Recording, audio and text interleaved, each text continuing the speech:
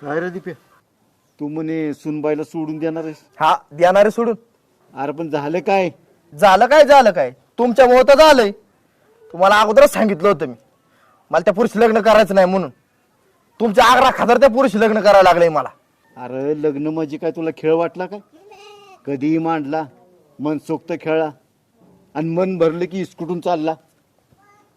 अरे तुमच्या दोघांचा आयुष्याचा खेळ ह्या, आणि तुला एकट्याला मोडायचा अधिकार नाही. अधिकार नाही ना? अधिकार नाही ना? मग माझ्या भावनाचं काय?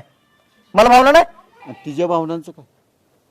तू तुझ्या भावनांचा विचार केलास आणि तिच्या भावनांचं का कोण करणार विचार? अरे एखादी मुलगी भातुकलीचा खेळ खेळता खेळता संसाराचा सारीपाट मांडते. आपल्या इच्छा अपेक्षा यांना मुरड घालून आईबापाच्या इच्छे खातर एखाद्या अनोळखी पुरुषाबरोबर आयुष्य घालवायला तयार होते. हो का अण्णा, तुम्ही काय मला फिलॉसॉफी नाही तर असलं तत्वज्ञान सांगू नका. माझं डोकं आधीच लय गरम आहे. अरे तेव्हा तिच्या भावना आड येत नाहीत का? तू सांगतोय तुझ्या भावनांचं काय? अरे संसार म्हणजे शरीराने एकत्र येणं नव्हे, तर एकमेकाच्या सुखदुःखात साथ देणं.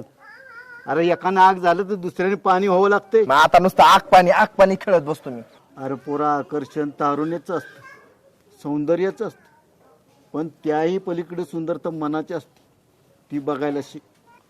आणि असं येड्यासारखा विचार करू नकोस. अरे पोरा, काही दिवसात तुमचं बाळ आमच्या अंगा खांद्यावर